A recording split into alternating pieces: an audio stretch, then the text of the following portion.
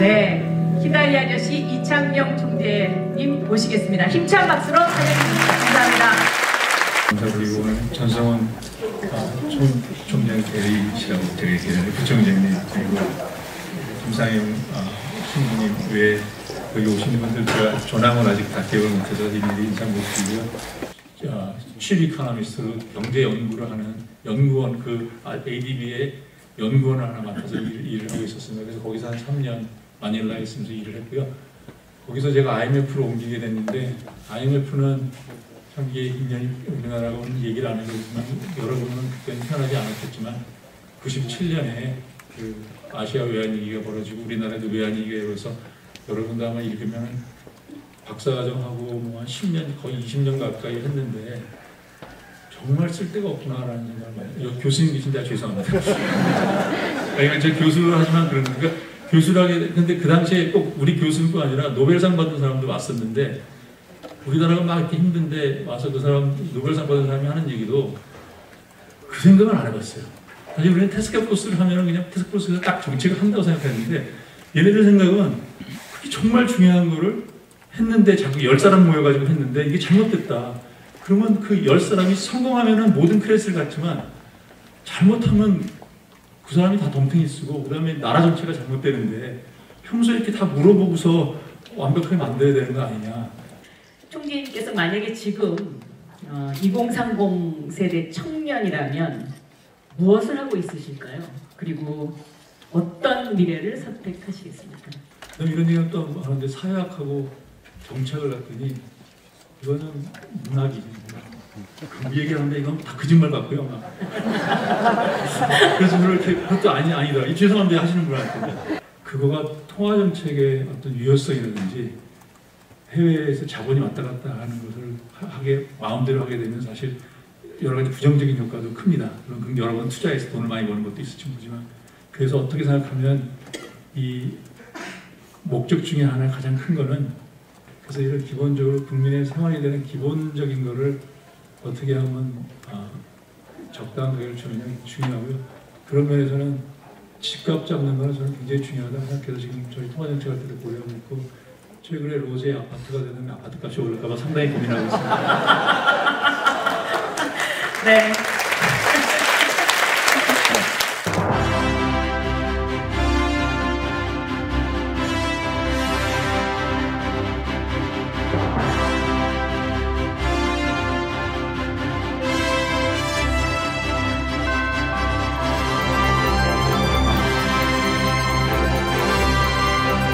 제가 학생들한테 이제 제가 제 나름대로 이제 조언을 해주고 싶은 게 있으면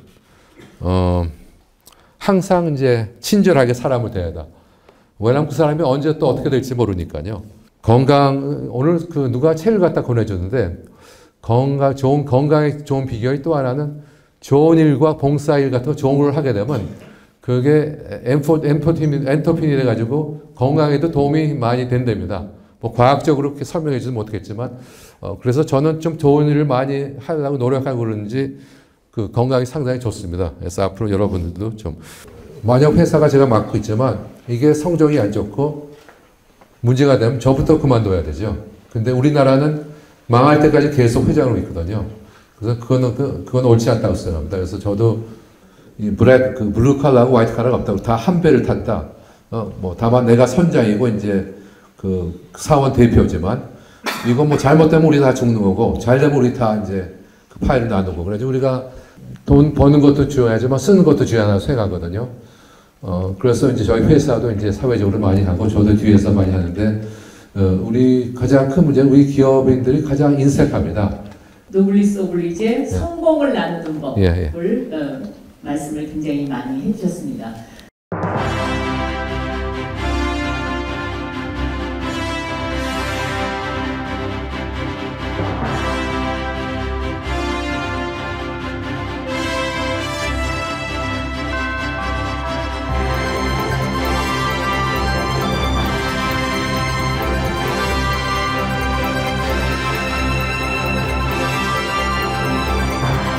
지금 방금 방금 동영상을 통해서 보셨듯이 저희 서강대학교는 작년에 아주 야심찬 기획으로 사실 아주 좋은 출발을 했습니다.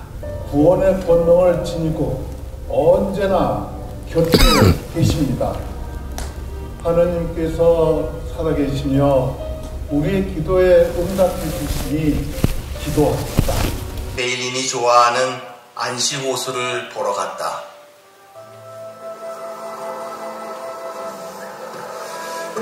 그런데 그 전 과정이 단 하나의 사고도 없었고 단 한 번의 그 예측 불가능한 지연도 없었습니다. 어떤 것이 그렇게 회장님을 변화하게 만들었나요? 사실 저도 잘 모르겠습니다. 제가 왜 이걸 하게 됐는지 잘 모르겠고 아까 말씀드렸다시피 이제 그런 설명할 수 없는 과정과 사건을 거쳐서 하게 됐기 때문에 탐사가라는 이야기를 붙이기에는 사실 이거 한 건밖에 안 했기 때문에 그냥 이 사건에 대한 취재를 제가 했다고 생각해 주시면 좋겠고요. 나라는 국민소득 3만 불에 굉장히 풍요로운 나라가 됐지만 젊은이들 한 사람 한 사람을 보면 다 마음속에 그늘이 있어요. 우리 어른들이 보기에는 뭐 라떼는 말이야 라고 자꾸 얘기하면서 나가 자랄 때보다는 훨씬 풍요롭고 사회가 여유 있다고 그러긴 하지만 마음속의 그늘은 요즘 젊은이들도 다 가지고 있고 국민소득이 3만 불씩 됐는데 우리처럼 상대적 박탈감에 시달리고 미래에 대한 희망이 없어 마음 아파하고 이런 사회가 그렇게 흔치 않거든요. 그래서 우리 어른들이 좀 그거는 우리 어른들이 좀 반성을 많이 해야 될 것 같습니다. 사회에 나가서 일은 달라진다라는 표현을 하는데 단지 서울대 하나는 조금 예외인 것 같다.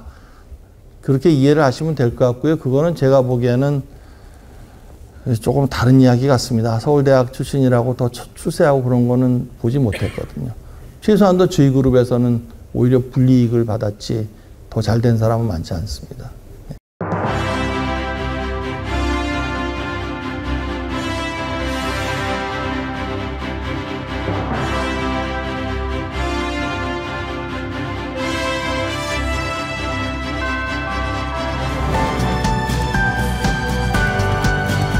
민주주의 법률가의 역할을 굳이 하려고 한 이유가 제가 공무원 생활을 오래 하면서 주로 이제 검사 생활입니다만 공무원 생활을 오래 하면서 이게 형사소송법이 민주주의에서 갖는 의미가 뭘까 이런 생각을 참 많이 하였습니다.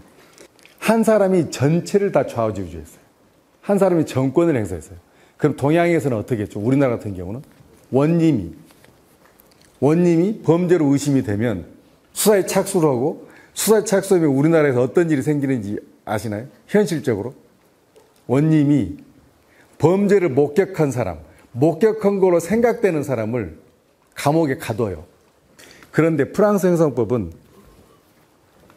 이걸 하면서도 어떤 원칙을 하고 있냐면 이 절차에 관여한 누구에게도 전권을 주지 않는다는 원칙을 가지고 있어요. 그 사람 할 말을 좀 들어주는 그런 자리가 되면 좋겠다라는 생각이 있어요. 근데 왜 이런 생각을 했냐면 이 중립을 지켜야 될 사람이 추궁을 한다는 게 그게 뭐가 좀 안 맞는 것 같은 생각이 들었어요. 지금도 그 문무일 총장님은 이 검경 수사권 완전 분리를 반대하십니까? 분리 문제가 아닙니다. 수사라는 게 형사소송법에서 정해진 유일하게 우리나라에서 유일하게 합법적으로 국민 개인의 기본권을 침해할 수 있는 행위거든요. 진짜 이게 총장이 내 인사권 내가 한번 써보고 싶다 그러면 누구하고 대화하면 되는 거예요. 이런 분을 그대로 지키는 분이 있을 수가 있는데 그게 겉으로 보기에는 저 총장은 약해 보인다, 저 총장은 세다 이렇게 보일 수는 있어요. 근데 그게 이제 우리 법률을 하는 사람 입장으로서는 밖에 그렇게 보이는 것 자체가 굉장히 좀 속이 상하는 면이 있죠. 왜냐하면 진짜는 어딘데? 사실 그 인사권이 대통령이 가지고 있는 실제로 그거 어디서 온 거죠? 국민들한테 온 거예요.